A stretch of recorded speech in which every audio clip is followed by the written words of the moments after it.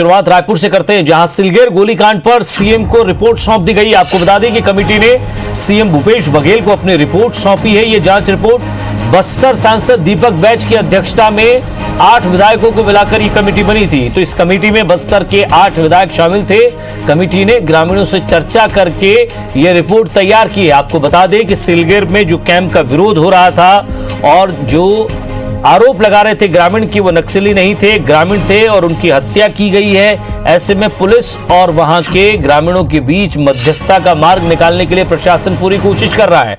अभी भी लोग जमे हुए हैं, लेकिन अब इस पूरे मामले को लेकर एक जांच समिति गठित की गई थी, जिसकी अध्यक्षता दीपक बैज ने की। 8 विधायक उसमें शामिल थे और इससे पहले भी आपको बता दें कि इस जांच कमेटी के साथ कांग्रेस विधायक ने भी कुछ आरोप लगाए थे। लेकिन अब जब जांच रिपोर्ट सौंपी गई है सीएम को, कुछ ग्रामीणों से बात की गई, लोगों से जानकारी ली गई, उनका भी पक्ष सुना गया। सौरभ सिंह परियार हमारे संवाददाता हमारे साथ जुड़ रहे हैं ज्यादा बातचीत के लिए। सौरभ, सिलगेर कांड के इस गोलीकांड पर सीएम को जांच रिपोर्ट सौंप दी गई है। दीपक बैज की अध्यक्षता में ये कमेटी थी, बनी 8 विधायक इसमें शामिल थे। बीच में देखा गया कि इनकी ही पार्टी के कुछ विधायक जो है वो अलग बयान दे रहे हैं, लोगों से भी बातचीत की गई है। जांच रिपोर्ट वाकई पूरी तरह बन चुकी है जो सौंपी गई है, या कुछ अभी भी बाकी रह गया था, या फिर जल्दबाजी थी जांच रिपोर्ट पेश करने की? बिल्कुल, देखिए विजय, यहाँ पर 2-3 प्रमुख चीजें हैं। कुछ देर पहले सांसद दीपक बैज की अध्यक्षता में एक कमेटी बनी थी। 8 बस्तर के विधायक थे और उन लोगों ने जो है सभी ग्रामीणों से चर्चा की थी और संबंधित पक्षों से भी चर्चा की थी और उसके बाद ये रिपोर्ट तैयार की गई है। लेकिन सबसे बड़ा सवाल यही आता है कि ग्रामीण जो है कैंप का विरोध कर रहे हैं, वहां पर जो कैंप लगाए गए हैं। ऐसे में अंततः अब कैंप हटाए जाएंगे कि नहीं हटाए जाएंगे, यही सबसे बड़ा सवाल होता है। और राज्य सरकार ने कैंप वहां पर इसलिए स्थापित किए हैं ताकि वहां पर नक्सली गतिविधियां ना हो।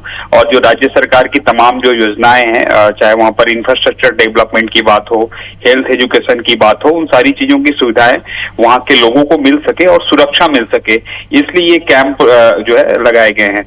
लेकिन हो सकता है कि अब ये रिपोर्ट जो आई है दीपक बैज की अध्यक्षता में जो कमेटी बनी है, उन्होंने क्या दी है, ये सबसे बड़ा सवाल है। क्योंकि अब देखना होगा कि आने वाले समय में हम लगातार देख रहे हैं कि इस मामले को लेकर जो है सामाजिक संगठन और सामाजिक कार्यकर्ता भी राज्य सरकार को घेर रहे हैं। रोज जो है कोई ना कोई वहां पर पहुंचने की कोशिश करता है, लेकिन वहां पर रोक दिया जाता है। इसको लेकर जो है सोशल मीडिया में काफी कुछ राज्य सरकार के खिलाफ में बातें लिखी जा रही है। लेकिन दीपक बैज की अध्यक्षता में जो टीम बनी थी, कमेटी बनी थी, उन पिछले दिनों जब वहां पे वो लोग गए थे और ग्रामीणों से बातचीत किए थे, तब वहां पर जो है दीपक बैज ने बताया था कि किस तरीके की मांग वहां के लोगों की आ रही है। तो ये मांग ही सबसे प्रमुख, यही पहला मांग था कि कैंप हटाए जाए वहां से। लेकिन अब देखना होगा कि संभव है कि जांच कमेटी ने जब लोगों से बातचीत की हो तो निश्चित रूप से वो बात भी जो है अपनी जांच कमेटी की रिपोर्ट में ये बातें इंगित की होंगी।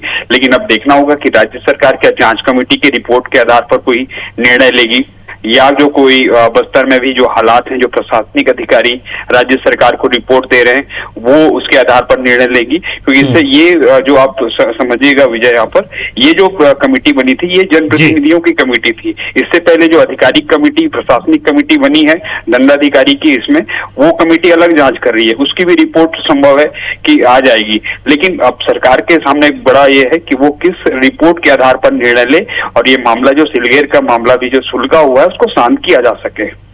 चलिए, इस रिपोर्ट के बाद मामला सुलझता है या फिर अभी और कुछ वक्त लगेगा, या दूसरी रिपोर्ट का इंतजार किया जाएगा? नजर बनाए रखिएगा, आपसे आगे भी अपडेट देते रहेंगे।